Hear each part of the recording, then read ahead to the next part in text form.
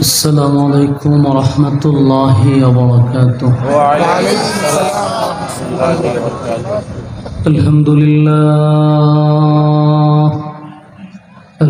لله الأكرم الذي خلق الإنسان وكرم وعلمه من البيان ما لم يعلم، فسبحان الذي لا يحصى امتنانه باللسان ولا بالقلم، ونشهد أن لا إله إلا الله وحده لا شريك له، وأشهد أن سيدنا وسندنا وحبيبنا ومولانا محمدا عبد الله ورسوله، أرسله بالحق بشيرا ونذيرا وداعيا إلى الله بإذنه وسراجا منيرا. أما بعد، فأعوذ بالله من الشيطان الرجيم. بسم الله الرحمن الرحيم. قل إن كنتم تحبون الله فاتبعوني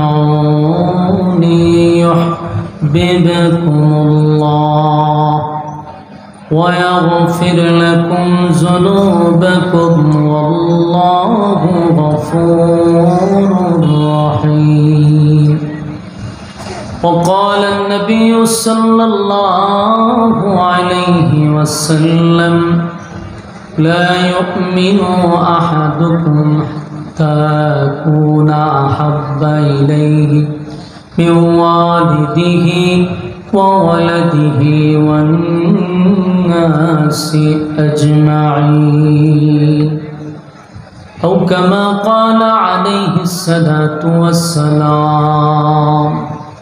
درود شريف পড়ি। اللهم صل على محمد وعلى آل محمد كما صليت على إبراهيم وعلى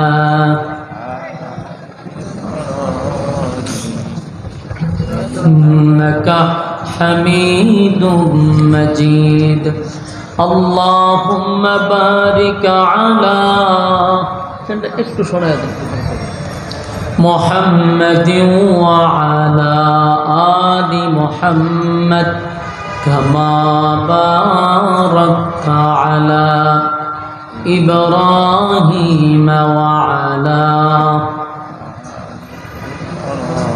إنك حميد مجيد. मेरा दिल तलब रहा है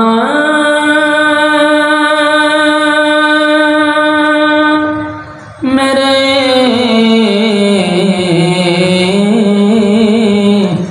जल रहा है सीना, ए दवा वही मिलेंगे मुझे ले चलो मदीना बलगल उला হালকাই কুরাকেন, হালকাই কুরাকেন। حسنت جميع خصاله صلوا عليه مدینہ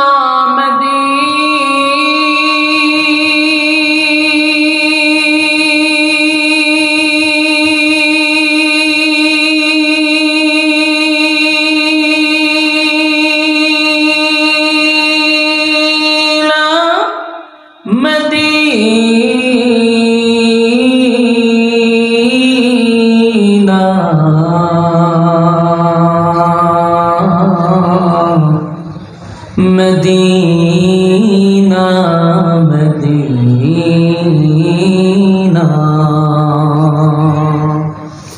مومنوں کی گنگنا ہے دیدار مدینہ عاشقوں کی تمنا ہے بلغ العلا بکمالہ کشف الدجی بجمالہ حسنت جمیع خصالہ صلی ذکر باطل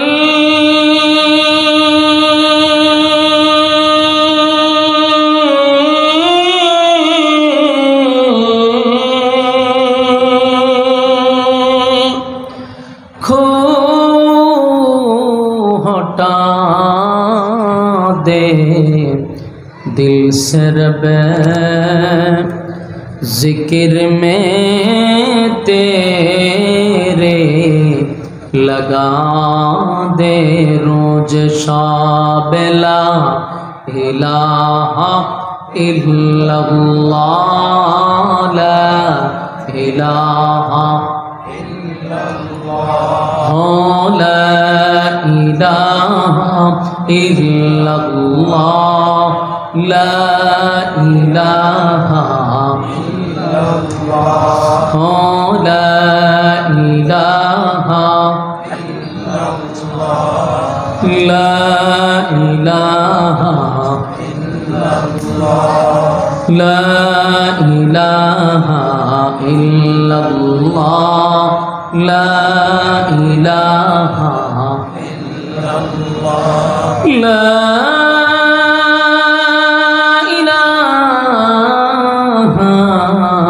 إلا الله محمد رسول الله صلى الله عليه وسلم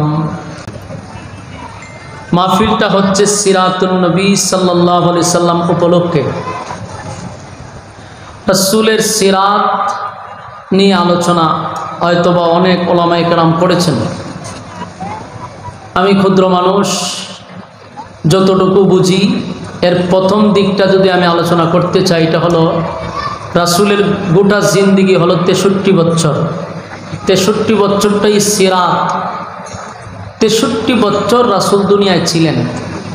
63 বছরের 63 বছরের আগে 12ই রবিউল আউয়াল মাসে রাসূল দুনিয়ায় আসেন। আবার 63 বছর পর 12ই রবিউল আউয়াল রাসূল দুনিয়ার থেকে বিদায় হন। রাসূলের জীবনের 3টা অধ্যায় আছে। এর প্রথম অধ্যায়, দ্বিতীয় অধ্যায়, তৃতীয় অধ্যায়। প্রথম অধ্যায়টা হলো 40 বছর কাবলা নবুয়ত। দ্বিতীয় অধ্যায় হলো 13 বছর মাক্কি জিন্দেগি। তৃতীয় অধ্যায় 10 বছর মাদানী জিন্দেগি। তাহলে কয়টা অধ্যায় পাইলাম? 3টা অধ্যায়ের 3 রকম কর্মসূচি। 3টা অধ্যায় কি একরকম? প্রথম কাবলা নবুয়ত 40 বছর। এই 40 বছরের ভিতরে রাসূল আদেশও করেন নাই, নিষেধও করেন নাই। এই 40 বছরের জীবন ইতিহাস যদি আপনি স্টাডি করেন, দেখবেন রাসূল আদেশ আর নিষেধ না করার কারণে এই 40 বছরে রাসূলের একটা শত্রুও মক্কা নগরীতে ছিল না। আমার ভাষা আপনারা বুঝেননি? আল্লাহর হস্তে যদি ভাষা বুঝেন তাহলে হ্যাঁ অথবা না, এই দুইটা শব্দ বলতে হবে। পারবেন? এটা বললে আমি বুঝবো আমার ভাষা বুঝছেন, তাহলে আমার আরেকটা কথা বলার আগ্রহ উৎসাহ তৈরি হবে। আর এইভাবে যদি চুপ থাকেন তাহলে কথা বলার আগ্রহ নষ্ট হবে।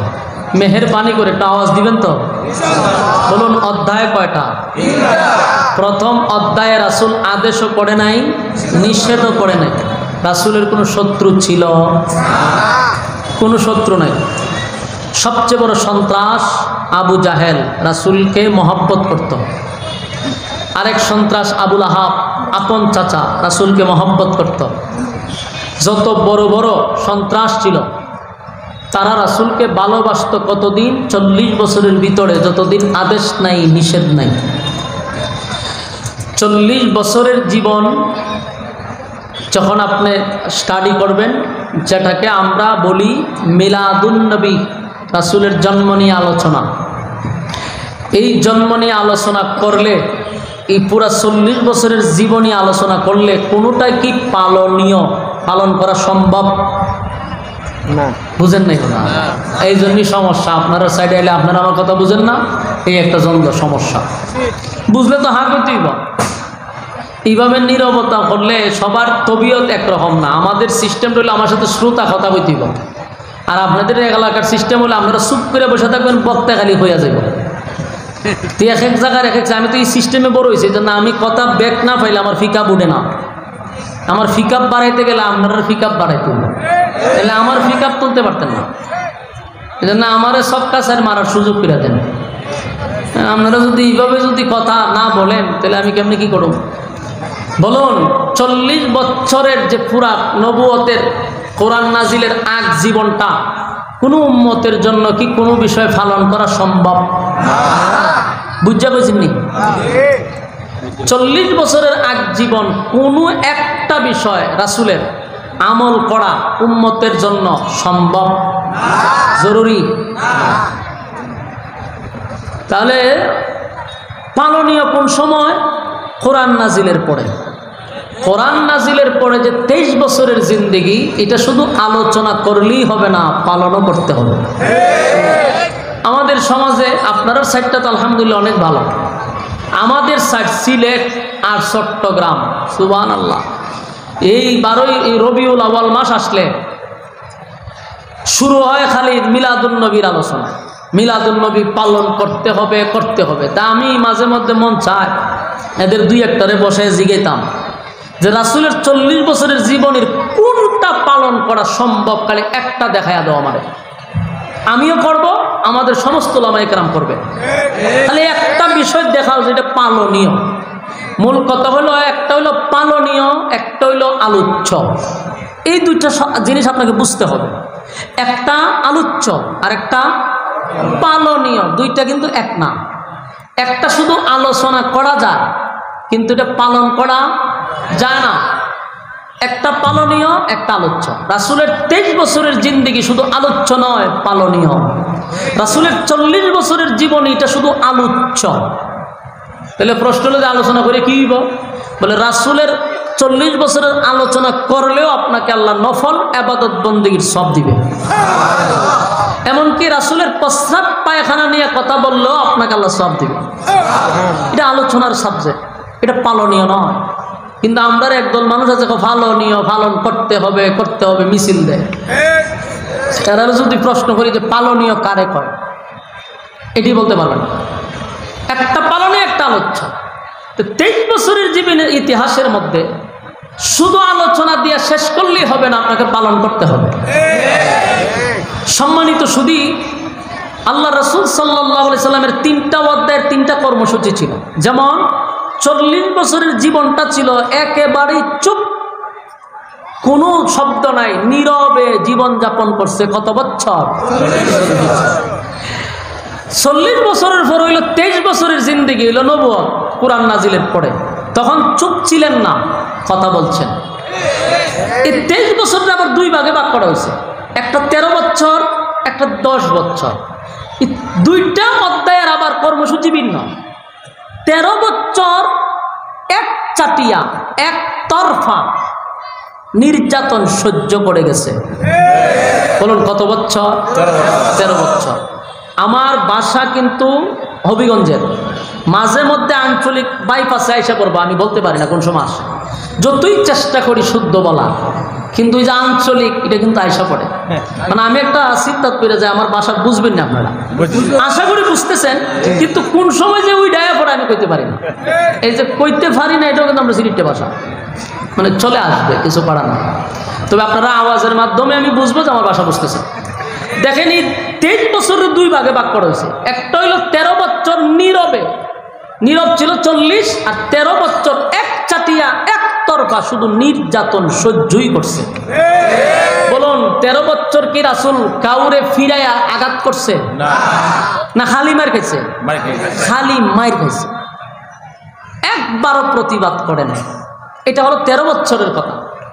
এবার আসুন হিজরত করে যখন আল্লাহর হুকুমে মদিনায় গেছে, এটা হলো 10 বছরের ইতিহাস।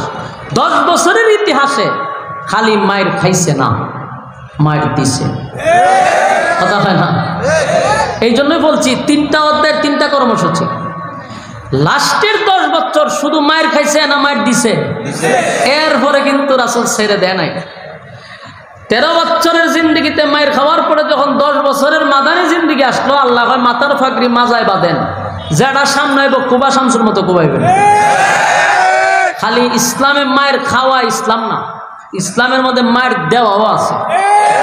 আমরা দেশের মানুষ খালি মায়ের খাওয়াটা শিখছে, মায়ের যে দেওয়া নয় এটা অনেকে জানে না। সময় মতো সাইজ করা দরকার, কথা কই না দি?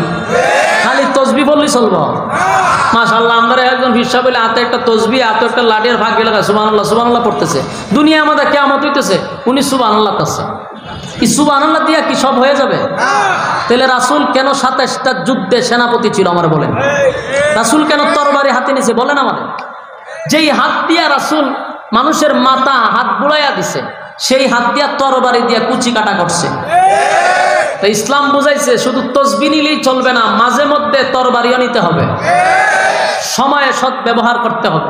বারবার গায়ে ফাড়া দিয়ে ঝগড়া করবার আপনি বলবেন যে আমি মাফ করে দিছি, ইটা রাসূলের আদর্শ না। কারণ গায়ে ফাড়া দিয়ে আপনি ঝগড়া করবেন।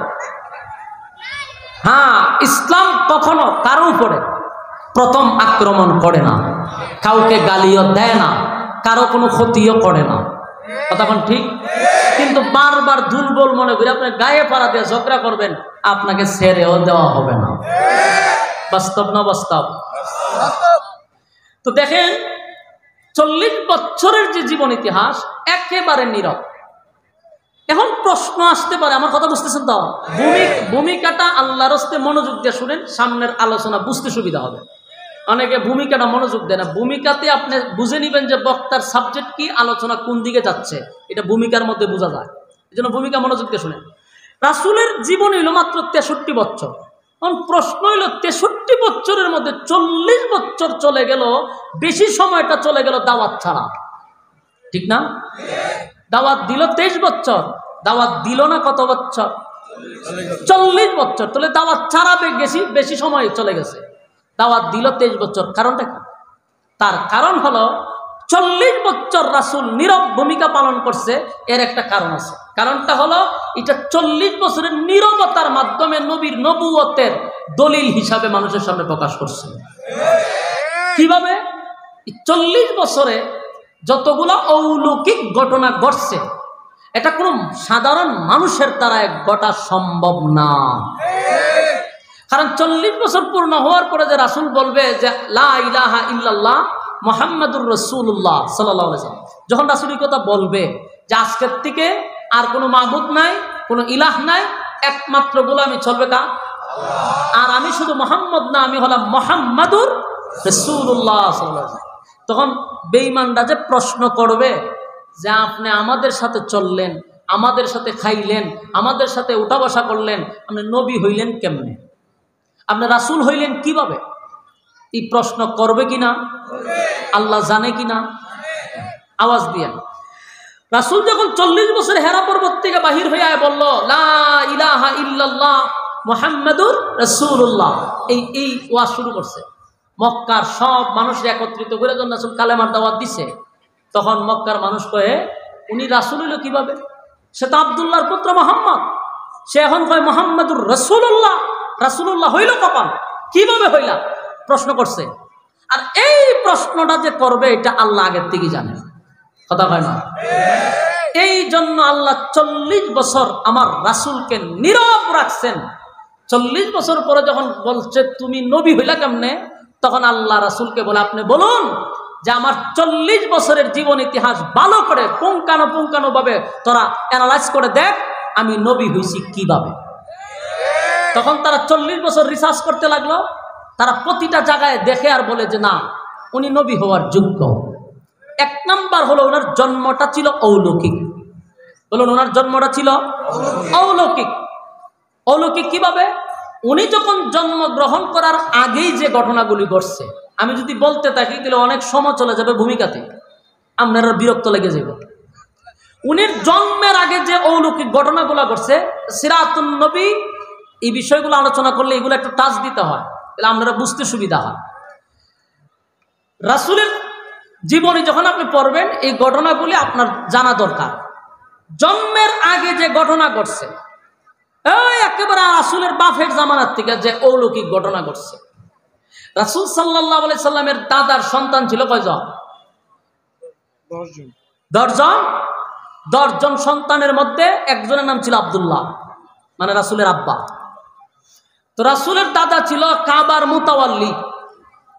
উনি একদিন শুয়ে রয়েছে খাবার দরজার সামনে, হঠাৎ করে স্বপ্নে দেখে যে শুয়ে রয়েছে উনি। শোয়ার পরে কতক্ষণ পরে তাকায় দেখে অনেক মানুষ ওনার সামনে জড়ো হয়ে গেছে। জিজ্ঞা তোমরা কেন আইছো? হয় আমরা আসছি আপনি কাবার মুতাওয়াল্লি, আমরা ফানির কারণে খুব মুসিবতে আছি, আপনি জমজমের জন্য একটা ব্যবস্থা করেন, আমরা কোথাও পানি পাচ্ছি না। সবাই ওনার কাছে আসছে, বিশ্বাস করে। তো সবাই চলে যাবার পরে উনি ওই কাবাগরকে সাক্ষী রেখে বলে, এ কাবার মালিক, তুমি আমাকে জমজমটা চালু করে দাও, এর বিনিময়ে আমার 10টা সন্তানের মধ্যে একটারে তোমার রাস্তায় আমি কুরবানি করে দিব। মান্নত করছে। বলুন কি করছে? আল্লাহর কি কুদরত, মান্নত করার সাথে সাথে জমজম চালু হয়ে গেছে। দেখেন তো সুবহানাল্লাহ আসেনি? থাকলে বলেন। জমজম চালু হয়ে গেছে। জমজম তো চালু হয়ে গেছে। আমরা মানুষের একটা স্বভাব আছে, স্বার্থ হাসিল হইলে পিছনের কথা স্মরণ থাকে না। পানি তো চালু হয়েছে, কিন্তু ওর সন্তান জবাই করে না। স্বপ্নে বারবার দেখাইতেছে, হে আব্দুল মুত্তালিব, তুমি যে মান্নত করছো তোমার ছেলে কুরবানি দিবা, দেও না কেন? যদি না দাও তাহলে 10 সন্তানের উপরে মুসিবত হবে। স্বপ্ন দেখে দৌড়ায় গেছে তৎকালীন তাওরাতের আলেম ওরাকা বিন নাউফেলের কাছে গিয়া কয় যে দেখেন এই মান্নত করছিলাম আর এখন প্রতিদিন স্বপ্নে আমার দেখায়। তাওরাতের আলেম কইতে মিয়া তাড়াতাড়ি কুরবানি দেও না কেন? 10 ছেলের এক জায়গায় ডাকছে, ডাক্তার কয় বাবা আমি তো এমন মান্নত করছিলাম, এখন তো মান্নতের সময় আছে, এখন তোমরা 10 জনের মধ্যে কে রেডি আছো আমি একজনকে খানায় কাবার সামনে কুরবানি করব? বলুন তো কেউ রাজি হইব? 10 ছেলের মধ্যে একজনের টাকা, বাবা আপনি কি আমার নাম বলছিলেন? না। আমি যাই, সালাম আলাইকুম। বড় ছেলে গেছে। আর একজনকে আমার নাম বলছিলেন? বলে না। আমিও যাই। এ যাই যাই করতে করতে 9 জন গেছে। বৈশা রয়েছে একজন, ওনার নাম হলেন আব্দুল্লাহ।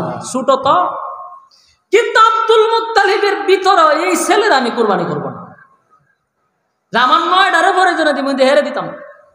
মহব্বতের তো মায়ার বেশি। বাবার 5টা সন্তান থাকলে মহব্বত সবার প্রতি একরকম থাকে না। তো উনার মনে মনে যে না আব্দুল্লাহ রে না, কিন্তু তাওরাতের আলেমের কাছে আবার পরের দিন স্বপ্ন দেখার পর আবার গেছে, গিয়া হয় আমার ছেলে কোনোটাই রাজি না। শুরুটা কি কয়? শুরুটা তো এটা তো ছোট, এত কোনো প্রতিবাদ করতো না, এরা জবাই হলে তো করতে পারি, কিন্তু আমি এরে করবো না। হয় মিয়া 9টা মারা যাইব, তুমি প্রয়োজনে একটারে জবাই করো, কুরবানি দাও। হ্যাঁ ছোট মানুষ আছে প্রতিবাদও করতো না, তারা জবাই করে দাও। বিপদে পড়ে আব্দুল মুত্তালিব রাজি হইতে বাধ্য। শেষে একটা দিন তারিখ ঠিক করছে, আব্দুল্লাহরে খানায় কাবার সামনে কুরবানি করবে আল্লাহ রাস্তা। ওই দিন আসছে, পরে ওনারে সাজায় বোঝায় খানায় কাবার সামনে নিছে। যেই মাত্র আব্দুল মুত্তালিব দাঁড়াইছে কুরবানি করার জন্য, হঠাৎ করে দেখে 80 জন মহিলা তরবারি লিয়ে হারিয়েছে। বলুন কতজন? 80 জন মহিলা তরবারি লিয়া দাঁড়াইছে আব্দুল মুত্তালিবের সামনে আর বলে, এ আব্দুল মুত্তালিব সাবধান, যদি আব্দুল্লাহর শরীরে খালি টাচ করো মক্কাতে আগুন লাগাই দেব। বলুন পুরুষ না মহিলা? যুবতী মহিলা সব দাঁড়ায় গেছে আব্দুল্লাহর জন্য। বলছে তোমার 9 ছেলেরে তুমি জবাই করো, কোনো বাধা দিব না, কিন্তু আব্দুল্লাহর শরীরে একটা টাচ করলে মক্কায় আগুন ধরবে। পড়ছিনি মহা মুসিবত, বিপদে পড়ছিনি। মহিলা দাঁড়াইছে, মহিলা তো ভয়ঙ্কর, পুরুষ হইলে না ঠেলায় ঠেলায় 2-1 মারা যায়, কিন্তু মহিলারও তো ধরন যেত। আব্দুল মুত্তালিবে পড়ছে মহা সমস্যা। তাওরাতের আলেমের কাছে গিয়ে কয়ো এমন এক যন্ত্রণায় পড়ছি, ওহন তো মক্কার সমস্ত যুবতী মেয়েরা আন্দোলন করতেছে আমার বিরুদ্ধে, আমার ছেলেরে কুরবানি দিতে দেন। লাগছিনি দ্বন্দ্ব। শেষে এখন কি করবে পরামর্শ দিল তাওরাতের আলেম, বলল এক কাজ করো, লটারি লাগাও। লটারি লটারি লটারি কি বলে? 100 উট রাখবে একদিকে আর আব্দুল্লাহরে রাখবে একদিকে। যদি লটারির মধ্যে আব্দুল্লাহর নাম ওঠে আব্দুল্লাহরে কুরবানি করবা, আর যদি উটের নাম ওঠে উট দিয়ে দিবা। কয়টা বালা বুদ্ধি, বালা পরামর্শ। লটারি লাগাইল, প্রথম টান দিতে আব্দুল্লাহর নাম। বলুন প্রথম টান দিছে কার নাম? আব্দুল্লাহর নাম। পরে আরেক কোনা এটা ভুল হয়েছে, আরেকবার দেন, আরেকবার দিছে আব্দুল্লাহর নাম, আরেকবার দিল আব্দুল্লাহর নাম, 10 বার দিছে, 10 বারই আব্দুল্লাহর নাম। উড়ে না উড়ে না। আরে 10 বার লাগাইলো, 30 বার লাগাইলো, 40 বার লাগাইলো, 80 বার লাগাইলো, আব্দুল্লাহর নাম। উড়ের নাম উড়েই না। 99 পর্যন্ত চলে গেছে আব্দুল্লাহর নাম। আর রয়েছে কত? 100 বার লটারির মধ্যে 99 বার আব্দুল্লাহর নাম। এখন মহিলারা, মেয়েরা, যুবতীরা আবার দাঁড়াইছে তরবারি নিয়ে। কথা বুঝতেছেন? যুবতী মেয়েরা বলে, এ আব্দুল মুত্তালিব, 99 না, 99,000 বারও যদি হয় তাও আব্দুল্লাহর শরীরে টাচ করতে দিব না। কথা বুঝতেছেন? মক্কার যুবতী মেয়েরা বলে 99 কেন, 99,000 বারও যদি হয় আব্দুল্লাহর শরীরে টাচ করতে আমরা দিব না। পড়ছে মহা মুসিবতে। চতুর্দিকে আন্দোলন হচ্ছে, এ আব্দুল্লাহরে যদি কুরবানি দেওয়া হয় গোটা মক্কা নগরীর মধ্যে একটা আগুন লাগবে, দ্বন্দ্ব লাগবে। শেষমেশ তাওরাতের আলেমের উপস্থিতিতে 99 এর মাথায় শেষবারের মতো যখন লটারিটা টান দিল, সাথে সাথে আল্লাহ উটের নাম উঠায়া দিছে। 100 বারের মাথায় উট উঠছে। এখন 100 উট আল্লাহর রাস্তায় একের পর এক জবাই করে দিয়া দিছে, মান্নত শেষ। যুবক ভাইরা আমার, এখান থেকে একটু আগের থেকেই বলতেছি, তাহলে বুঝতে অনেক সুবিধা হবে। রাসূল দুনিয়াতে আসার বহু আগ থেকেই, আব্দুল্লাহর জামানাত থেকে অলৌকিক ঘটনা শুরু হয়ে গেছে। আমার নবী যে সাধারণ কোনো নবী নয়, আমার নবী যে সাধারণ নয়, আল্লাহ রাব্বুল আলামিন আব্দুল্লাহর জামানাত থেকেই অলৌকিক ঘটনা শুরু করে দিচ্ছে। সুবহানাল্লাহ। এখন যদি একটা মাইয়া সুন্দর হয় তাহলে এটা রাস্তা দিয়া গেলে ছেলেরা ইপটিজিং করে, ঠিক না? যদি মনে করেন দিনাজপুরের মধ্যে 1 পিস একটা মেয়ে দেখে যে সবার চেয়ে সুন্দর, তো এটার পিছনে 8-10টা মৌমাছি ঘুরতে থাকে, ঠিক না বেটি? এটার ইপটিজিং করে। আর তখনকার যুগে আব্দুল্লাহরে মেয়েরা ইপটিজিং করত। এই মক্কা নগরীর যত যুবতী মেয়েরা ছিল আব্দুল্লাহর জন্য পাগল ছিল। আব্দুল্লাহ রাস্তা দিয়া বাহির হইলে মেয়েরা ডিস্টার্ব করত। আর আব্দুল্লাহ এত লাজুক ছিল, এত লাজুক, একটা কুমারী মেয়ের যেই পরিমাণ লজ্জা তার থেকে 1000 গুণ বেশি লজ্জা ছিল আব্দুল্লাহর। সুবহানাল্লাহ। মেয়েরা রাস্তা দিয়া গেলে আব্দুল্লাহর দিকে তাকায় বলে, আব্দুল্লাহ রে, তোর কাছে বারবার আসি, তোর আব্বারে বল যেন তোর সঙ্গে বিয়া দিয়া দেয়। এর মধ্যে একজন ছিল ওয়ারাকা বিন নাওফেল, যিনি তাওরাতের আলেম। এই তাওরাতের আলেমের একজন মেয়ে ছিল, তার নাম ছিল মরিয়ম। মরিয়ম আব্দুল্লাহর জন্য পাগল। রাস্তা দিয়ে আব্দুল্লাহ যখন বাহির হয়, মরিয়ম রাস্তার মধ্যে ব্যারিকেড দেয় আর বলে, আব্দুল্লাহ, তোমার আব্বার প্রায় 10টা ছেলে, সম্পত্তি কি আছে ভাগাভাগি করলে কতটুকু করব? আর আমি আমার বাবার একমাত্র কন্যা, তুমি যদি আমারে বিবাহ করো, আমার বাবার সমস্ত সম্পত্তি তোমার কদমে ঢেলে দিব। মরিয়মের বক্তি বারবার বলে, আব্দুল্লাহ রে, তোমার আব্বারে বলো না আমার সঙ্গে তোমার বিয়ে দেয়। আব্দুল্লাহ বেচারা তো খুব লাজুক, লজ্জায় মরে যায়। প্রতিদিন আব্দুল মুত্তালিবের বাড়িতে খালি মেয়েদের বিবাহের প্রস্তাব। আব্দুল মুত্তালিব চিন্তা করলো, ফুলা একটা বিয়া বইতো চায় হাজার হাজার মেয়েরা, করুন কি? শেষে আব্দুল মুত্তালিব ফুলা লইয়া এলাকা ছেড়ে রাত্রের বেলা ডাকছে। কথা বুঝতেছে? মেয়েদের অত্যাচার।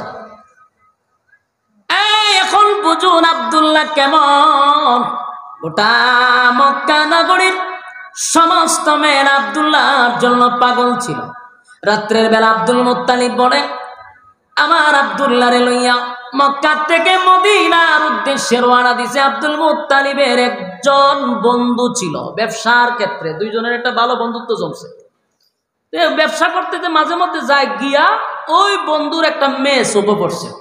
ওই সময় টার্গেট রাখছে যে মেয়েটা তো খুব সুন্দর, আমার ছেলেটাও সুন্দর, আমার বন্ধুর মেয়েটাও সুন্দর। মনে মনে সিদ্ধান্ত নিয়ে যে হেললো এই মাইয়ার লগে আমার ছেলের বিয়া দিবে। বন্ধুরও টাচ দিছে, তোর মাইয়া বিয়া দিবার আগে আমার সাথে যোগাযোগ করিস। রাত্রের গভীরে বন্ধুর বাড়িতে বন্ধু গেছে। এত রাত, বন্ধু তুমি আসলা আমার জানাইলা না? বলে, মাইয়া বানের যন্ত্রণায় আমি আমার ফুলা লইয়া বাইক গেছি। দোস্ত, নিয়ত করে আসছি আমার ছেলের তোর মেয়ের সঙ্গে বিবাহ দিয়া বউ বানাইয়া মক্কায় নিয়ে যাব। বন্ধু আর আছি, ছেলে দেখে ভাগলে আব্দুল্লাহ কি সাধারণ ছেলের মতো সুন্দর? হ্যাঁ, সুবহানাল্লাহ, নবীর বাপ কেমন সুন্দর হবে। ছেলে দেখে ভাগল বিয়া দিতে। আব্দুল্লাহর সঙ্গে যার বিবাহ হয়েছে ওই মহিলার নাম হলো আমেনা। সুবহানাল্লাহ। আমেনার সঙ্গে বিবাহ হয়ে গেল, আব্দুল্লাহর বিবাহ কমপ্লিট। এবার ছেলে আর ছেলের বউ লইয়া কিছুদিন পরে আবার মক্কার দিকে রওনা দিছে। এই 15 দিন, 1 সপ্তাহ পর ওই দিকে গোটা মক্কা নগরী আব্দুল্লাহরে মেয়েরা তালাশ করে, কোথাও আব্দুল্লাহরে পায় না। যুবতীরা গলিতে গলিতে, আব্দুল্লাহ কোথায়, আব্দুল্লাহ কোথায়, পাগল পাগল হইয়া মেয়েরা মক্কার অলিতে গলিতে আব্দুল্লাহরে তালাশ করে। আব্দুল্লাহ তো মদিনা। কিছুদিন পরে যখন আব্দুল্লাহ তার বউ নিয়ে ফিরে আসছে, আব্দুল্লাহ একদিন রাস্তা দিয়া হেঁটে হেঁটে যায়। হঠাৎ করে তাওরাতের আলেম ওয়ারাকা বিন নওফেলের মেয়ে মরিয়মের চোখে পড়ছে যে আব্দুল্লাহ আইতেছে।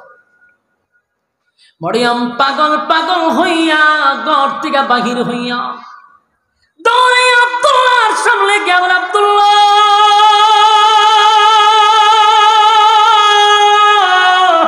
গোটা মক্কা নগরীর অলিতে গলিতে আমি তোমারে তালাশ করছি গো আব্দুল্লাহ। কোথায় ছিলা, কোথায় গেছিলা?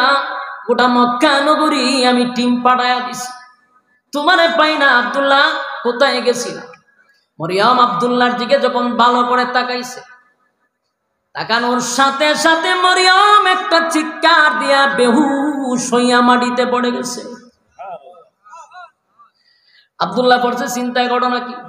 এই মরিয়ম আমারে দেখলে কত হাসি খুশি, কত কিছু খাওয়ায়, আজকে আমার দিকটা চিৎকার দিয়া শুয়ে পড়ছে, ঘটনা কি? কিছুক্ষণ করে হুশ ফিরছে। মরিয়ম চিৎকার দিয়ে বলে, আব্দুল্লাহ রে, খানায় কাবার কসম দিয়ে বললাম, বল আমার কাছে, তুই আব্দুল্লাহ কি বিবাহ করছ? বলে, হ করছি। তোমার বউয়ের নাম কি? আমেনা। বলে, হ। মরিয়ম আবার চিৎকার শুরু করছে আর বলে, আব্দুল্লাহ রে, বিবাহ করলি আমারে জানাইলি না আব্দুল্লাহ? আমি তোর জন্য কেন পাগল ছিলাম, কেন পাগল ছিলাম, কেন পাগল ছিলাম? আব্দুল্লাহ, তোর রূপ দেখে আমি পাগল হই নাই। আমার বাবা হলো তাওরাতের আলেম, আমার বাবার সঙ্গে আমিও তাওরাত রিসার্চ করি। আমি তাওরাতের পৃষ্ঠায় পৃষ্ঠায় যার নাম পাইছি উনি হলেন আখির জামানার পয়গম্বর নবী মুহাম্মদুর রাসূলুল্লাহ সাল্লাল্লাহু আলাইহি ওয়াসাল্লাম। সুবহানাল্লাহ বাড়ি দিয়া হইবে সুবহানাল্লাহ। তাওরাতের কিতাবে প্রতি পৃষ্ঠায় পৃষ্ঠায় নবীর নাম পায়। আর নবীর নাম পাওয়ার পরে আমার কৌতূহল জাগলো যে পৃষ্ঠায় পৃষ্ঠায় ওনার নাম, এই লোকটাকে আমি মোহাম্মদ নিয়ে রিসার্চ করতে লাগলাম। তখন আমি তার ডিটেলস পাওয়ার পরে বুঝলাম উনি সাধারণ কোনো মানব নয়, সৃষ্টির শ্রেষ্ঠ মহামানব, যার আগমনে গোটা সৃষ্টি জগৎ ধন্য হবে।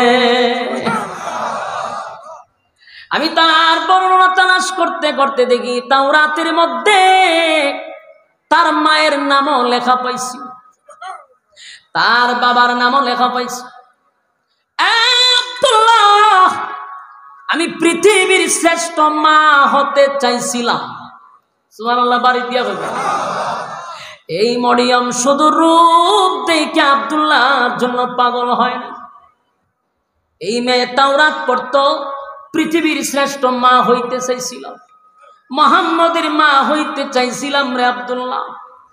আর আমি মুহাম্মদের নূর তোমার মধ্যে দেখতাম, এই নূর তোমার মধ্যে আমি দেখতাম। আজকে যখন আমার সামনে আসছো তোমার মধ্যে সেই নূরটা আমি দেখি নাই। তার মানে 100% তুমি বিবাহ করছো, কারণ বিবাহ করলে এই নূর আর থাকবে না, এটা পেটে চলে যাবে। সুবহানাল্লাহ। মরিয়ম কান্দে আর বলে, আব্দুল্লাহ রে, তোর জন্য কত পাগল ছিলাম, আমি পৃথিবীর শ্রেষ্ঠ মা হইতে চাইছিলাম। যেদিন তোমার আব্বা তোমারে কুরবানি দেওয়ার জন্য মক্কা নগরীর প্রান্তে নিয়ে গেছিল, 80 জন মেয়ে তরবারি লইয়া দাঁড়াইছিল, এই 80 জন মেয়ের নেতৃত্ব আমি মরিয়ম দিছিলাম। আমি তোমারে কুরবানি দিতে দেই না, পুরো আশা ছিল আমার মনে, সব আশা ভেঙে টুকরা টুকরা করে দিলি। আমি আর পৃথিবীর শ্রেষ্ঠ মা হইতে পারলাম না রে আব্দুল্লাহ। আব্দুল্লাহ, ওয়াদা দিলাম মুহাম্মদের মা যেহেতু হতে পারলাম না, আমি আজকের থেকে ওয়াদা দিলাম যতদিন এই পৃথিবীর জমিনে বেঁচে যাব আর কোনোদিন আমি স্বামী গ্রহণ করব না। চিন্তা করেন, পয়গম্বর এখনো আসে না, নবীর প্রচার শুরু হয়ে গেছে। যেই মাত্র আব্দুল্লাহ আমেনার গর্ভে পয়গম্বর আসছে। আপনারা সব জানেন 6 মাস পরে আব্দুল্লাহ মারা গেল। আমেনা এখন বিধবা হয়ে গেছে। রাসূল দুনিয়াতে আসার কিছু আগে গর্ভে আছে। এখন আমেনা রাস্তা দিয়া যায়, তার শরীর থেকে সুগ্রাণ বাহির হয়। সুবহানাল্লাহ জোরে হইবে। হ্যাঁ, সুবহানাল্লাহ আসতে কেন কোন জানেননি? যার ইমানি জজবা যত কম, তার সুবহানাল্লাহর আওয়াজ তত কম। কারণ নবীর প্রেমে যদি জজবা থাকে তেমনি সুবহানাল্লাহ, তো জজবা তো কম। এই জন্য আমি গুতায় সুবহানাল্লাহ বলানি লাগে। সাধারণ কোন মহিলার শরীর দিয়া গ্রাম বাইর হয়, অনেক দুর্গন্ধ বাইর হয়, কিন্তু গ্রাম বাইর না। কিন্তু আমেনা রাস্তা দিয়া গেলে সুগন্ধে গ্রামে মুখরিত হয়ে যেত। এলাকার মানুষ আব্দুল মুত্তালিবের কাছে বিচার দিছে যে তোমার ছেলের বউ বিধবা, স্বামী নাই, কিন্তু এত গ্রাম শরীরে দিয়া যে বাহির হয়, তুমি না সর্দার? আব্দুল মুত্তালিব লজ্জায় শরমে নবীর দাদির কাছে গিয়া বলে, তুমি তোমার বৌমারে বোঝাও আমি একটা সর্দার, আমার একটা ইজ্জত আছে, আমার ছেলে নাই, আমার বৌমা বিধবা, বিধবা হইয়া এইভাবে শরীরে পারফিউম দিয়া রাস্তা দিয়ে হাঁটলে আমার মান সম্মান যায়। দাদি গিয়া বুঝাইছে, বৌমা তোমার শ্বশুর মক্কা নগরীর একজন সর্দার, তার এলাকার মাঝে সম্মান দেয়, তুমি যে পারফিউম ব্যবহার করে এত গ্রাম, তোমার শ্বশুরের ইজ্জত নিয়ে টানাটানি। আমেনা বলে, মা গো আসেন আমার সঙ্গে। আল্লাহ নবীর দাদিরে হাতে ধইরা নিচে বাথরুমে নিয়ে আমি তুতু ফালাই, আপনি দেখেন আমি না তুতু ফালাইছে, দেখে গ্রান খালি বাড়িতেছে। সুবহানাল্লাহ। থুতুর থেকে গ্রান বাহির হয়েছে, দুনিয়ার কোনো গ্রান নয়, এটা মেশকাম্বরের গ্রান। জুড়ে জুড়ে কোন সুবহানাল্লাহ। মেশকাম্বরের গ্রান। এবার বলে আমি বাথরুমে যাই, গোসল করি, আপনি দেখেন এমন গ্রান বাহির হয়েছে। এবার আমেনা বলে মাগো আমি কোথায় এই গ্রান পাবো, আমি কোথায় পাবো? আমার পেট দুনিয়ার কোন গ্রান আমার শরীরে আমি লাগাইনি, এই গ্রান আমার পেটের ভিতর থেকে আসে গো মা। আমি শুধু আপনাদেরকে এই জায়গায় কেন আনছি, একটু সামনে নিয়ে বোঝাবো যে কোনটা পালনীয় আর কোনটা আলোচ্য। এই জন্য কেন আনছি, খালি বুঝাইবার লেগে আনছি, তাহলে বুঝতেন না। এবার নবী দুনিয়াতে আসবেন, এটা হচ্ছিল নবীর আশাটা অলৌকিক। পৃথিবীর মানুষ দুনিয়াতে জন্মগ্রহণ করে কানতে কানতে কানতে কানতে দুনিয়ায় আসে, ঠিক নেই না? আপনারা আস্তে আস্তে আইছেন, হাসি দিছে না, সবাই কাঁদছে। আল্লাহর নবীর জন্মটা অলৌকিক। আমিনা বলেন পৃথিবীর মানুষেরা রে, দুনিয়াতে কত ছেলেরা মেয়েরা আসে, কিন্তু আমার ছেলের আশাটা ভিন্ন ছিল। যেমন আমরা জন্মগ্রহণ করলে আমাদের শরীরে রক্ত লাগে, ঠিক নেই? ময়লা লাগানো থাকে, কথা হয় না?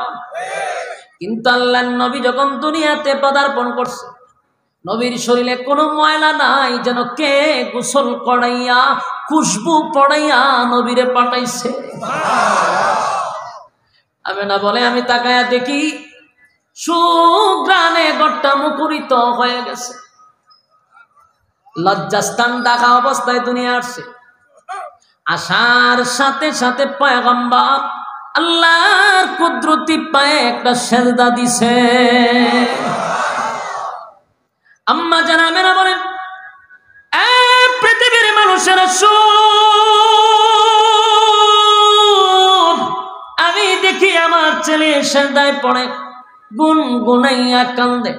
আমি চিন্তা করলাম আমার ছেলে সেজদায় পড়িয়া কি করে, গইরাইয়া গইরাইয়া ছেলের কাছে গেলাম, গিয়া দেখি আমার ছেলে সেজদায় পড়িয়া বলতেছিল ইয়া রাব্বি উম্মতি, ইয়া রাব্বি উম্মতি। সুবহানাল্লাহ। যুবক ভাইরা, দুনিয়ার জমিনে আসার পরেই সেজদায় পড়িয়া পয়গম্বর উম্মতের জন্য সর্বপ্রথম আল্লাহর কাছে কাঁদছে। সুবহানাল্লাহ। বলুন এটা কি সাধারণ জন্ম না অলৌকিক? আবু তালেব বলেন আমার বাতিদার জন্মগ্রহণের পরে আমি পাগল পাগল হয়ে গেছি, একটা নজর আমার বাতি যারা আমি দেখব, একটা নজর পাগল হয়ে গেছে। কিছুক্ষণ পরে আল্লাহর পয়গম্বরকে আবু তালেবের কুলে তুলে দিছে। আবু তালেব একটা জায়গায় রাখছে, রাইকা বাতিজার চেহারার দিকে তাকাইয়া আবু তালেব পাগল হয়ে গেছে। আল্লাহর জমিনে এত সুন্দর ছেলে আমি দেখি নাই। সুবহানাল্লাহ। এত সুন্দর এত সুন্দর আমি আর কোনোদিন দেখি নাই। হঠাৎ করে আবু তালেব দেখে আকাশের চন্দ্র, এটা জাগাত না, এটা নিচে নাইছে। সুবহানাল্লাহ। বাড়ি দিয়া হয়ে আমনের জন্মের পরে আকাশ থেকে চন্দ্র লাইন নাইব? যুবক ভাই, নবীর জন্মের পরে চন্দ্র জাগাত নাই, নিচে নামতেছে। আবু তালেব তরতর করে কাঁপতেছে। এমন দৃশ্য দেখে বাক শক্তি হারায়া ফেলছে, কাউরে শিক্ষার দিব শক্তিও নাই না। আমি আর আপনি যদি সূর্যটা লড়তেছে অথবা চন্দ্রটা লইরা নিচে নামতেছে, আমরা জাগাত থাকবে? স্টপ করে মারা যাবে, ডরাই আছে পড়ে যেতে জায়গা। আবু তালেব বলে আমি ভয়ে তরতর করে কাঁপতেছিলাম। হঠাৎ করে দেখি চন্দ্রটা খুব কাছাকাছি আসছে, ইচ্ছা করলে আমি ধরতে পারতাম। সুবহানাল্লাহ সুবহানাল্লাহ। আমি দেখি চন্দ্র আসার পরে এটা এক জায়গায় না, এটা খালি লড়ে, একবার ডাইনে যায় একবার বামে যায়, একবার ডাইনে যায় একবার বামে যায়, ঘটনা কিন্তু লড়ে কা। তাকায়া দেখি চন্দ্র লড়ে না, চন্দ্র লড়ে না। আমার বাতিজার চেহারা ডাইনে লড়ে, চন্দ্র ডাইনে যায়, বাতিজার চেহারা বামে যায়, চন্দ্র বামে যায়। চিৎকার দিয়া কোন সুবহানাল্লাহ। আল্লাহু আকবার বলেন।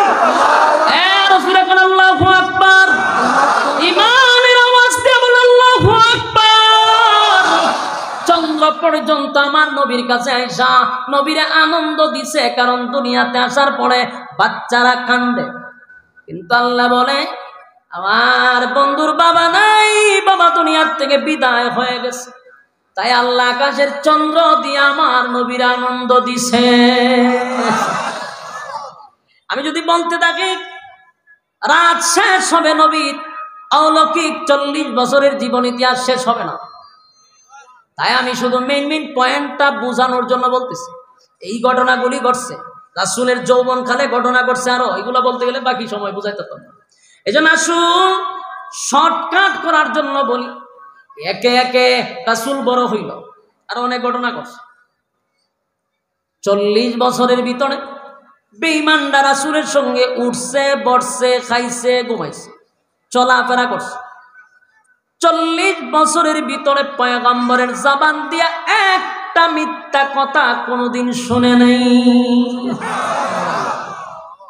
শেষে তারা নাম দিছে আল আমিন, উপাধি হেরা দিছে, বেঈমানরা দিছে।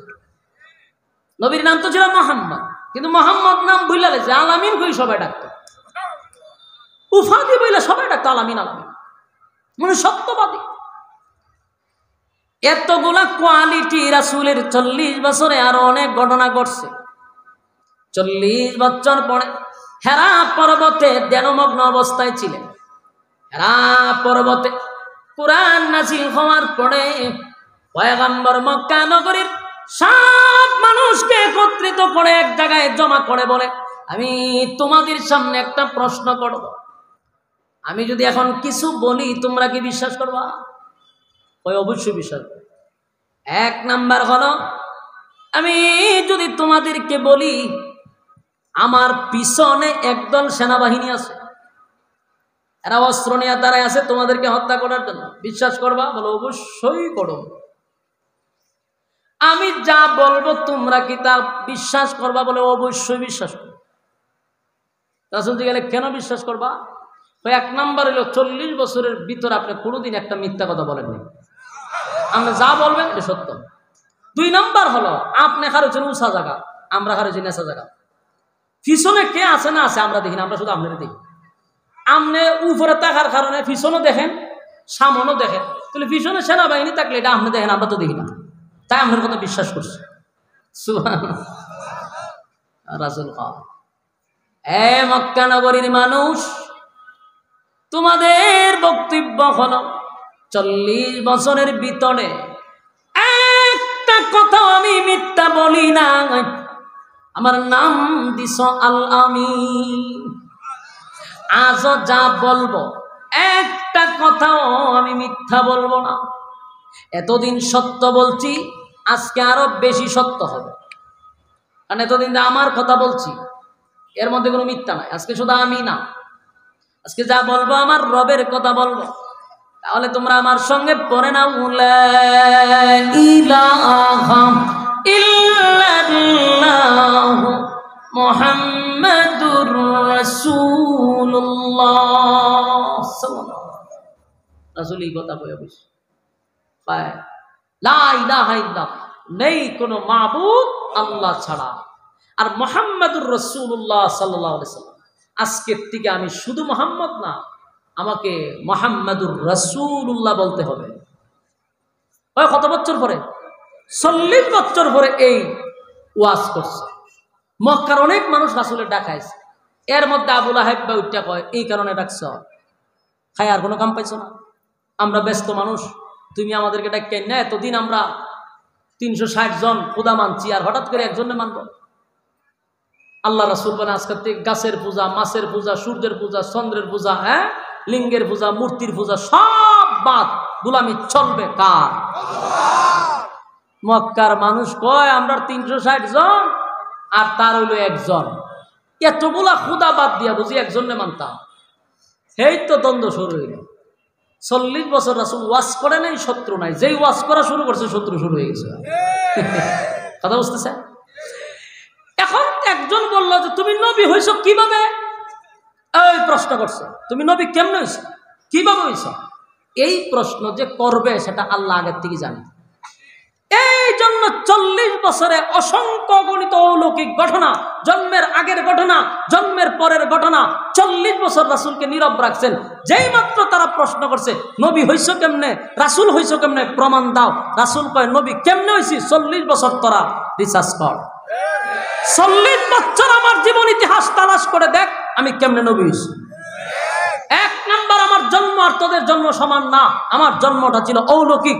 আমি জন্মের পরে নাপাক অবস্থায় আসি নাই, আমার গোসল করায় পাঠাইছে। জন্মের পরে আমি আল্লাহর কুদরতি পায়ে সাজদা দিছি। অসংখ্য গণিত ঘটনা রাসূল বলতে থাকলো, এরা মাথা তাত দিয়ে কথা তো সত্য।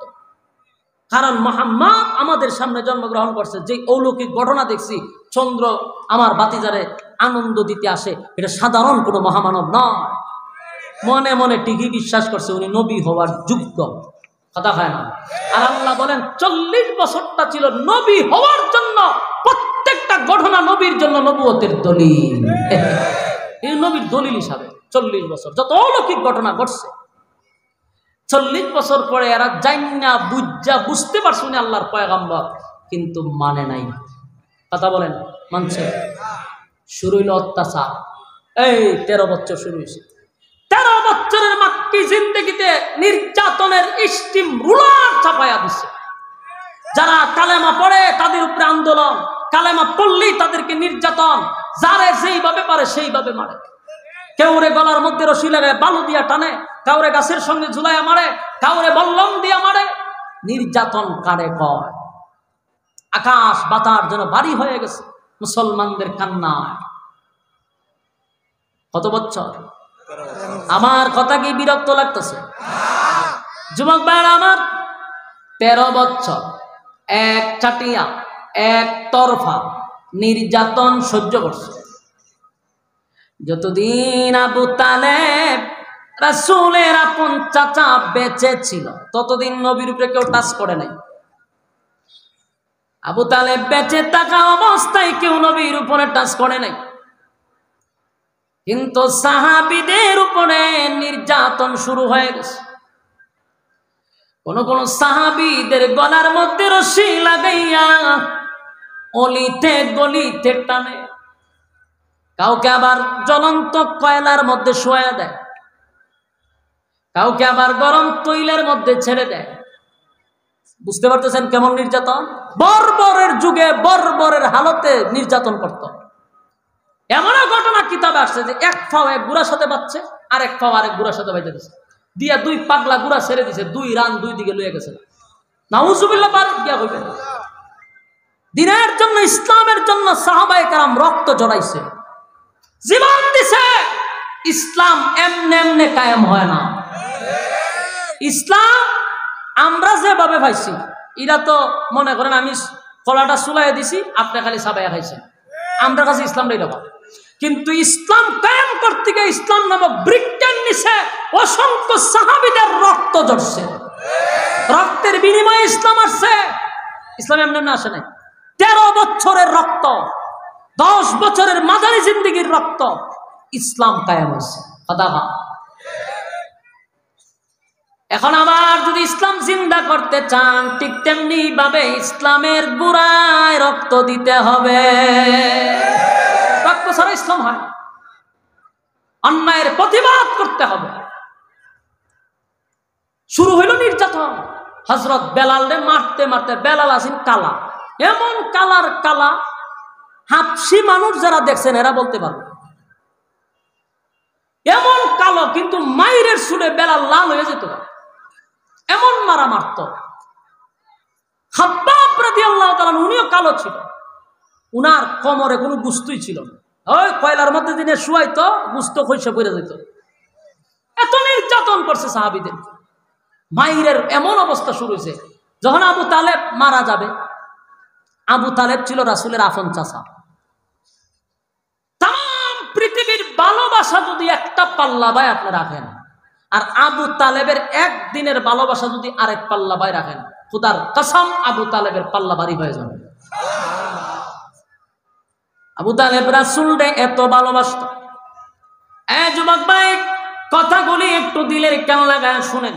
আবু তালেব আল্লাহর নবীরে এতটা ভালোবাসত, জীবন দিয়া বেশি ভালোবাসত, জরায়া দইরা ঘুমাইছে, নিজের মুখে রাসূলকে নিজের হাত দিয়া খাওয়াইছে, একদিন দুদিন না, প্রায় ৪৫ বছরের উপরে রাসূলের কাছে নবীরে রাখছে।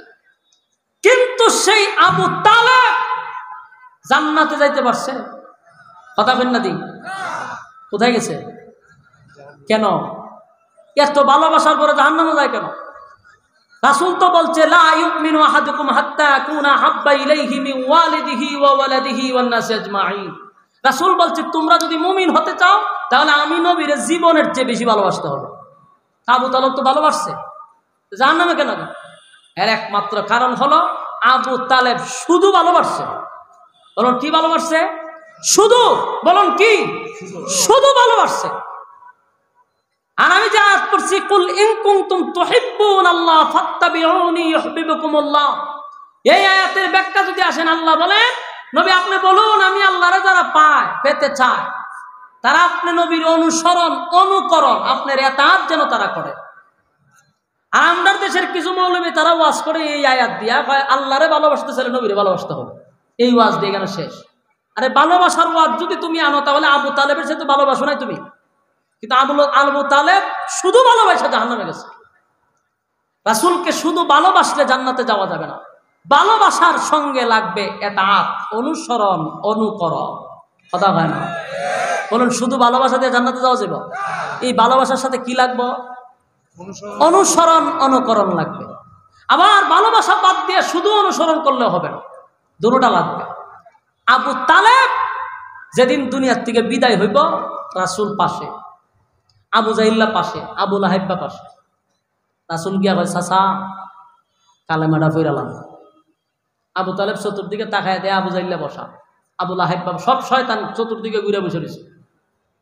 আবু তালেবের চোখ দিয়ে পানি পড়ে আর কয় বাতিজা তোমার বিষয়ে আমার বর্ণনা দেওয়া লাগবে না, তুমি যে সত্য নবী এটা আমি ভালো করে জানি। সুবহানাল্লাহ। আবু তালেব দুঃখ করে কয় বাতিজা তোমার ব্যাপারে আমার নতুন করে কিছু বলা লাগবে না, ওটা মক্কা নগরীতে তোমার ব্যাপারে যা সবাই জানে এর থেকে 1000 গুণ বেশি আমি আবু তালেব জানি। তুমি যে সত্য নবী সেটাও জানি, তোমার আল্লাহ এক সেটাও জানি, তোমার ধর্ম ইসলাম সেটাও জানি, তোমার কোরআন এটাও জানি। মানলে আমি যাব জান্নাতে, না মানলে যাব জাহান্নামে এটাও জানি। জান্নাত শূন্য আমি তোমার জাহান্নাম বাঁচা নিছি। দেখেন নাউজুবিল্লাহ আসেনি? আছে? সেটি কোন সময় হবে আমি গেলে? জাহান্নাম বাচ্চা নিছে জান্নাত শূন্য। আল্লাহর রাসূল কান্না শুরু করছে, কান দেওয়ার কয় হায় হায় আমার বাবার আদর আমি পাইছি না, আমার চাচার আদর পাইছি। আমার চোখের সামনে চাচা চিরস্থায়ী জাহান্নামী হবে, নবীটা বরদাস্ত করতে পারতেছে। আল্লাহর নবী কান্না শুরু করছে আর বলে প্রাণের চাচা একটা বার শুধু আমার কানের সঙ্গে লাগায়া পড়ে লা ইলাহা ইল্লাল্লাহু মুহাম্মাদুর রাসূলুল্লাহ সাল্লাল্লাহু। একবার বলেন আমি শুনলেই চলে। কিয়ামতের ময়দানে আপনি নবী আমি নবী, আপনি চাচারে চারা জান্নাতে যাব না। একবার কর চাচা ভাই আমি জাহান্নাম বাঁচা দিছি। আল্লাহ আয়াত নাযিল করেছে, আয়াত নাযিল করছে, নাযিল করে কয় রাসূল আপনার চাচা হইতে পারে, আপনার মহব্বতের হইতে পারে, আপনি চাইলেই ওনাকে হেদায়েত দিতে পারবেন না। কথা এখন ঠিক নেই? আপনি চাইলেই ওনাকে হেদায়েত দিতে পারবেন না, কারণ হেদায়েতের মালিক হিসাবে আমি আপনারে পাঠাইছি না। বলুন হেদায়েতের মালিক কি রাসূল? আমি তো আপনার হেদায়েতের মালিক হিসাবে পাঠাই না, আমি আপনাকে হেদায়েতের রাস্তা দেখায়া দেওয়ার জন্য পাঠাইছি, আপনাকে হেদায়েত দেওয়ার জন্য পাঠাই না।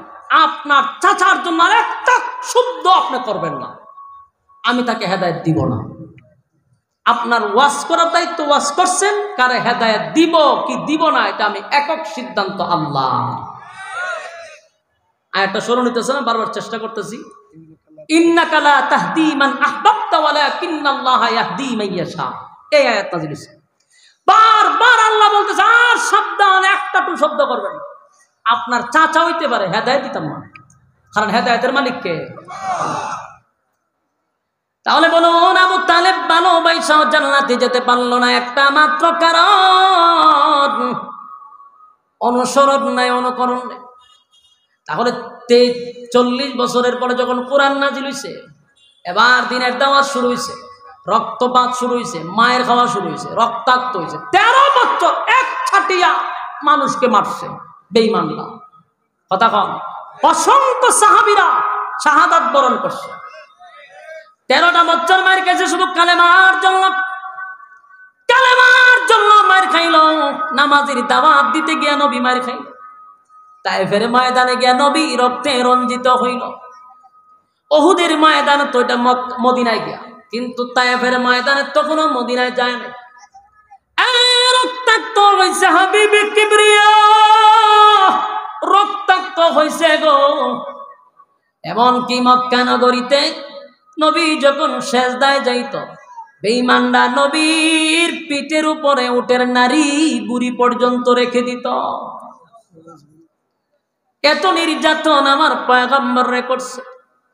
একটা পর্যায়ে আল্লাহর পক্ষ থেকে আদেশ আসছে, পয়গম্বর হিজরত করে মদিনায় চলে যান। নবী মদিনায় যাওয়ার পরে 1 বছর হইল না, বেঈমানগুলি আবার গেছে 1000 অস্ত্র নিয়া মদিনায় নবীরে মারতে গেছে। দেখে কথা বুঝছে, আমার জায়গাতে আমি আইতেছি। মক্কায় তো 13 বছর নির্যাতন করলো। নবী সব সাইরা বিটা বাড়ি ছেড়ে মদিনায় গেছে, 400 কিলোমিটার দূর গেছে।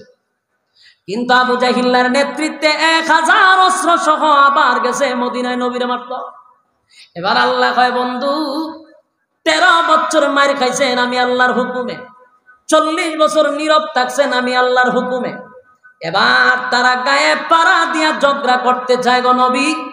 আর বসে থাকলে হবে না, আপনার যা আছে তা লইয়া মাঠে নামেন, আমি আল্লাহ আপনার সঙ্গে আছি। 1000 অস্ত্র সহ নবীর মাত্র 313 জন যুদ্ধে নামল। সেদিন আল্লাহর নবী চোখ দিয়ে পানি চলে আর বলে, মালিক 13 বছর নির্যাতন সহ্য করছি, 1টা বছর হইল না, আমার অসংখ্য সাহাবীদের শরীরের মধ্যে মাইরের আঘাত রয়েছে। অসংখ্য সাহাবীদের শরীরে এখনো কিন্তু আগের মায়ের যে দিছে রক্তাক্ত অবস্থায় আছে, এখনো চিহ্ন রয়ে গেছে, আঘাতের চিহ্ন আছে। তরবারি নাই গো, 1000 অস্ত্রের সাথে কেমনে যুদ্ধ করব? আল্লাহ আপনি সাহায্য করেন। জিবরাইল আইসা বলে, নবী গো যা আছে তা লইয়া নামেন, আর সময় নাই, মাঠে নামেন। নবী মাঠে নামছে। ইতিহাস জানেন, সেদিন আল্লাহ ইসলামকে বিজয় দান করছে। সুবহানাল্লাহ। এই যুদ্ধে আবু জাহেলের গর্দান গেছে। তাও আবু জাহেল অহংকার নিয়ে আসছিল, 12 বছরের বাচ্চা তার গর্দান উড়াইয়া দিছে। বলুন, ইসলামে খালি মায়ের খাওয়া না মায়ের দেওয়াও? কথা হয় না, দি খালি তসবিহ। এবার আসুন, এই 23 বছরের জীবন ইতিহাস থেকে আমরা পাইছি নামাজ আসছে কোরআন নাজিল হওয়ার পরে। নামাজ, রোজা, হজ, যাকাত, যত ইসলামের বিধিবিধান আসছে, বলুন 40 বছরের আগে না 23 বছর? 40 বছরের পরে। 40 বছরের পরে, 40 বছরের আগে যা ঘটছে, যা বললাম এতক্ষণ, একটাও কি কেউ পালন করে দেখাইতে পারবো? কথা হয় না। কোন মানুষ কি নবীর মতো জন্মগ্রহণ করতে পারবো? এটা পালন করবেন কেমন? কোন মানুষের জন্মের পরে কি চন্দ্র নবীর আপনারা এসে আনন্দ দিব? তাহলে পালন করবেন কেমন? নবী যখন ব্যবসার উদ্দেশ্যে গেছিল সিরিয়ায়, সেখানে এক পাদ্রী নবীর দিকে পাগল হয়ে গেছে, গাছে আয়া নবীর ছায়া দিত। এটি কেন পালন করতে পারবেন না? আলোচনা করতে পারবেন? তাহলে 40 বছরের জীবন ইতিহাস নিয়ে শুধু আলোচনা করা যায় রে, এটা কোনদিন উম্মত পালন করতে পারে না। তা আমি আর আপনি 12ই রবিউল আউয়াল আইলে যে মিছিল নিয়ে বাইরে রবিউল আউয়াল মাস আসছে, মিলাদুন নবী পালন করতে হবে, পালন করে কেমনে পালন করা? পালনীয় কোনটা? এই নবীর 40 বছরের আগের জীবন পালন করা সম্ভব? তাহলে 23 বছরের জীবন ইতিহাস আলোচনা করলেই হবে না, পালন করতে হবে? পালন করতে হবে। একটা পালনীয়, একটা আলোচ্য। কথা কি বুঝতেছেন?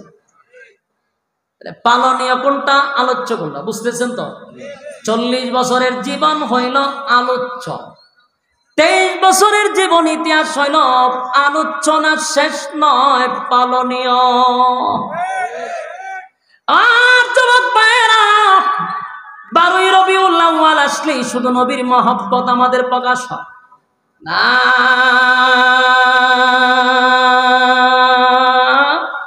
শুধু 12ই রবিউল আউয়াল আসলেই মহব্বত নয়, আল্লাহর নবীরে ভালোবাসতে হলে নবীর ইতাআত, নবীর অনুসরণ, অনুকরণ করতে হবে। কথা হয় অনুসরণ ছাড়া সম্ভব? কথা হয় না কেন? অনুসরণ ছাড়া সম্ভব না। নবীর ভালোবাসা পেতে হলে নবীর অনুসরণ, অনুকরণ করতে হবে। আমি দাবি করবেন মুসলমান, কিন্তু নবীর অনুসরণ আপনার ভালো লাগে না, আল্লাহর হুকুম আপনার ভালো লাগে না। নবীর ভালোবাসি বলে তো জীবন দেলায়। রাসূলের বিরুদ্ধে কোনো কথা বলা হইলে একটা প্রতিবাদে মানুষকে দেখি না। এই যে কাদিয়ানী নামে এক কথা বললো আমাদের সমন্বয়ক এক ভাই, কাদিয়ানী আমার নবীর নবুয়ত নিয়ে টানাটানি করতেছে, আজ পর্যন্ত তার কোনো নির্দিষ্ট সমাধান পাইলাম না। নবীর ভালোবাসায় যদি তাকে জীবন দিয়ে হলেও নবীর নবুয়ত চিনাইতে দিব না ইনশাআল্লাহ। বাংলাদেশে কাদিয়ানীকে অমুসলিম ঘোষণা না করলে আরেকটা সমন্বয়কের যুদ্ধ শুরু হবে ইনশাআল্লাহ। আপনারা কি এইভাবে জীবন চাইব? নবীর নবুয়ত নিয়ে টানাটানি শুরু করছে, যেখানে বলছেন খাতামান নবিয়্যিন, আমার নবীর পরে কোনো নবী নাই, সেখানে কিভাবে কাদিয়ানীরা নবী দাবি করে বাংলাদেশে বসবাস করে 96% মুসলমানের দেশে? আমাদের ইমানের মধ্যে অনেক দুর্বলতা আছে। এখন পর্যন্ত আমরা এদের ব্যাপারে কোনো বড় ধরনের কর্মসূচি নেই নাই। এই জন্য আজকে আমাদের মাথার উপরে তারা ডিমবাজি করে রাখা। 96% মুসলমানের দেশে কাদিয়ানী আজ পর্যন্ত মুসলিম ঘোষণা করতে পারলো না। কত সরকার গেল আর আইলো, কিন্তু কাদিয়ানী আগের মতোই রয়ে গেল। বাস্তব না বাস্তব? এর জন্য পদক্ষেপ নিতে হবে, কাজ করতে হবে, বেশি বেশি সিরাত মাহফিলের ব্যবস্থা করতে হবে। বলুন, আমার নবীর পরে কোন নবী আছে? কথা হয় না, নবীর পরে কোন নবী নাই। ওই বন্ড নবীদার যিনি দাবি করছে, সে যে বন্ড, এর মধ্যে কোনো সন্দেহ নাই। সম্মানিত সুধী, নবীর সিরাত, নবীর মিলাদ দুটোই আলোচনা করলে আল্লাহ নফল ইবাদত বন্দেগীর সওয়াব দান করে। আর যেটা পালনীয়, যেমন নামাজ, ফরজ, ফরজ নিয়ে আলোচনা করলে ফরজ সওয়াব দান করে আল্লাহ। প্রতিটা বিষয়ে আলোচনা করলেই সওয়াব দেওয়া হয়। ভালো তো তখনই বাসবো যখন আমি নবীর সুন্নত অনুযায়ী জীবন যাপন করব, নবীর তরিকা অনুযায়ী জীবন যাপন করব। তখন আশিক রাসূলের সাইনবোর্ড লাগতো না, এমনি মানুষ বলবে আপনি নবীওয়ালা, আপনি নবীর আশিক। না সাইনবোর্ড লাগাইতে হবে? নবীর প্রেমে কারা কারা জীবন দিতে প্রস্তুত? যদি আরেকবার কাদিয়ানী কোনো ধরনের ষড়যন্ত্র করতে চায়, রাজি আছেন তো ইনশাআল্লাহ? জীবন দিয়ে হলো নবীর ইজ্জতের হেফাজত করবো ইনশাআল্লাহ। লিল্লাহে তাকবীর, লিল্লাহে তাকবীর। রাজি আছেন?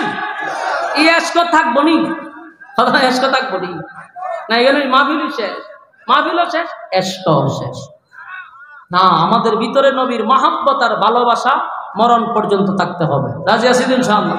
আল্লাহ রাব্বুল আলামিন আমাদেরকে বুঝার এবং মানার আমল করার তৌফিক দান করুক, আমিন। দুরূদ শরীফ পড়েন।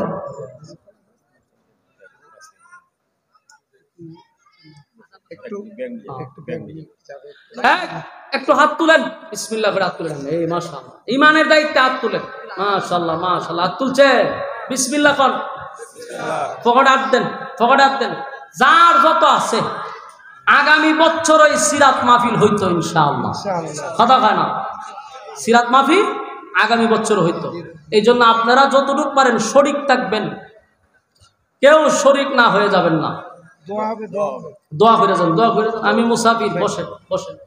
কেউ খালি হাতে যাবো না, ব্যাগ লিয়ে যাও। একজনও খালি হাতে যাবেন না। আপনাদের কাছে আমি মুসাফির হিসাবে বলছি, যতটুকু পারেন শরীক হবেন। আল্লাহ রাস্তাঘাটের অ্যাক্সিডেন্ট দিয়ে বাঁচাই দিবেন, ক্যান্সারের মতো রোগ থেকে আল্লাহ বাঁচাই দিবে দানের বরকতে। আপনারা কেউ খালি হাতে। আর মহিলা ফ্যান্ডেলে আমার মা বোন যারা আছেন, আমি আপনাদেরকে বলবো, আপনাদের মধ্যে কয়েকজন দায়িত্ব নিয়ে একটু দাঁড়ায়া যান, দাঁড়ায়া যে যত পারে আপনারা হাতে নিয়ে একটা জায়গায় একত্রিত করে আপনারা কারো পরিচিত একজনের কাছে পাঠিয়ে দেন। হয়ে গেছে? ও মহিলা প্যান্ডেল হয়ে গেছে। কেউ খালি হাতে যাবেন না, কেউ খালি হাতে যাবেন না, দোয়া করে যাবেন ইনশাআল্লাহ। আল্লাহুম্মা সাল্লি আলা মুহাম্মাদিন ওয়া আলা আলি মুহাম্মাদ কামা সাল্লাইতা আলা ইব্রাহিম ওয়া আলা আলি ইব্রাহিম ইন্নাকা হামিদুম মাজিদ। প্রচন্ড গরম। 2 নম্বর হলো আবহাওয়ার অবস্থা খুব খারাপ। হয়তো আর অনেক মানুষ দূর দূরান্ত থেকে আসতো, এই আবহাওয়ার পরিস্থিতি দিকে অনেকে তো মনে হয় এই সাহসটুকুও করে নাই যে কখন বৃষ্টি চলে আসে, কখন বৃষ্টি চলে আসে। তো এরপরও আপনারা যে ধৈর্য নিয়ে এতক্ষণ বসা ছিলেন, আল্লাহ আপনাদের দুনিয়া আখিরাতে সম্মান দান করুক। আমরা মোনাজায় শরীক হয়ে গেলে আরো ভালো ছিল। শেষ ভালো যার, সব ভালো তার। দুরূদ শরীফ পড়েন, আল্লাহুম্মা সাল্লি আলা মুহাম্মাদিন ওয়া আলা আলি মুহাম্মাদ।